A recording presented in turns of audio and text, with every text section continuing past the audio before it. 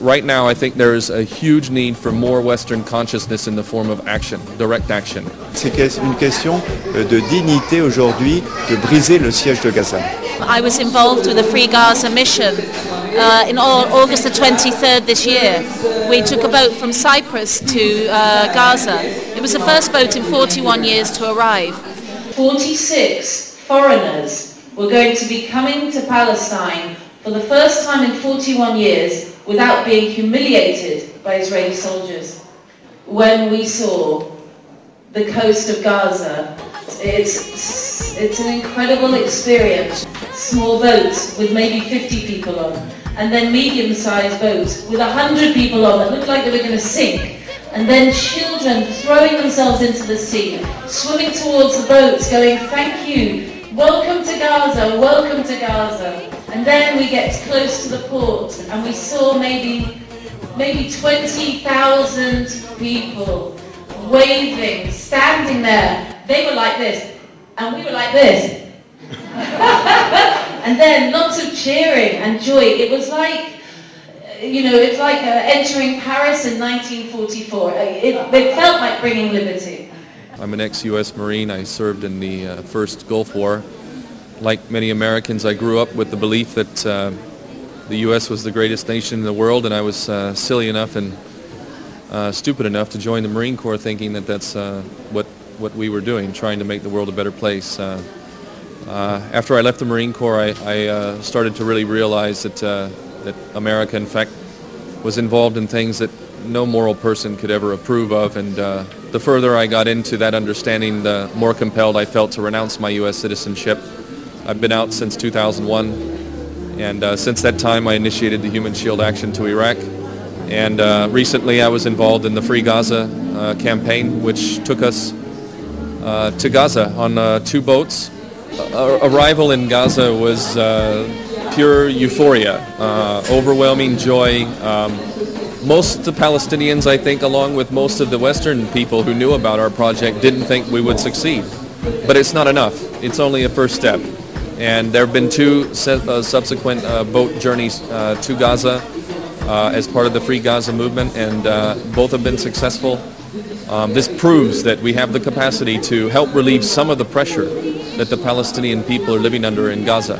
It's not governments. It's not the United Nations.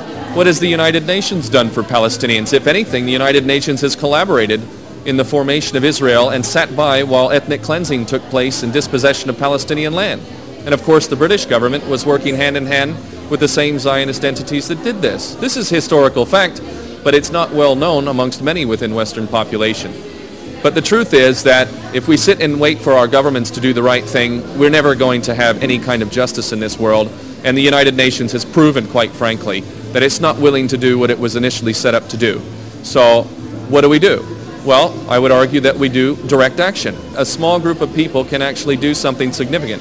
And I can tell you from having arrived on that day that although it did not break the siege in total, it was only a first step, and that we have not in any way liberated the Palestinian people.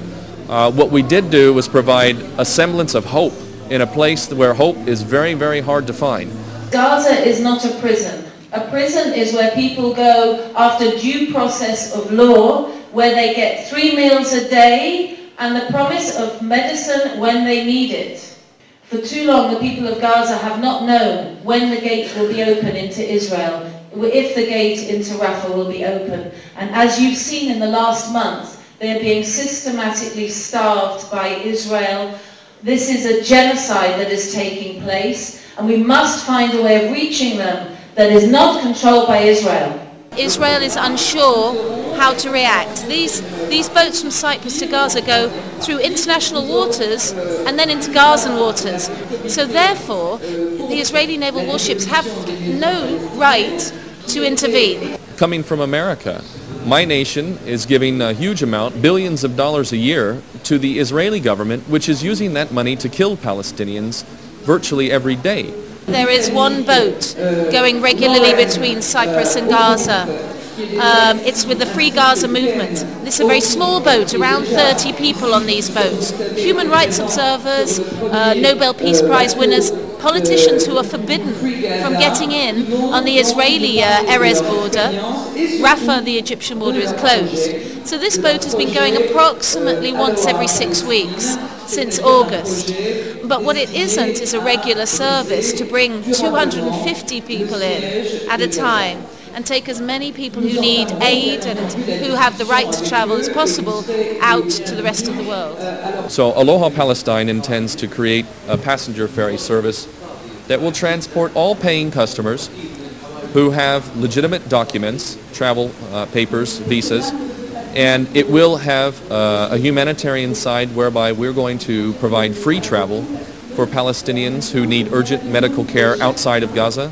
We're going to provide free travel to students who have scholarships and are not able to travel to get the education that they're qualified to get, and to Palestinians who've been separated from their family for long periods and who do not have the financial means to pay for a service such as that.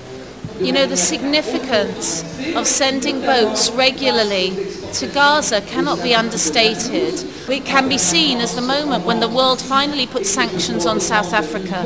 It's an absolute turning point. Tous les gens de bonne volonté peuvent être associés à ce projet qui est celui de créer une ligne régulière qui enfin rétablira une certaine légalité et permettra d'avoir un peu d'oxygène à cette population assiégée. Nous créons une association Aloha France qui aura sa contribution au projet de ce bateau régulier pour Gaza, contribution financière bien entendu, et c'est disons une expansion de l'association internationale que nous créons aujourd'hui en France et nous faisons appel aux dons pour cette association française. Je crois qu'il y a beaucoup de gens qui se disent enfin une action qui va nous permettre d'aller plus loin et de briser le blocus de Gaza et de dire non, ce n'est pas toujours Israël qui décide, non, nous ne dépendons pas de la mauvaise volonté, de la mauvaise foi, de la lâcheté, de la complicité de nos gouvernements.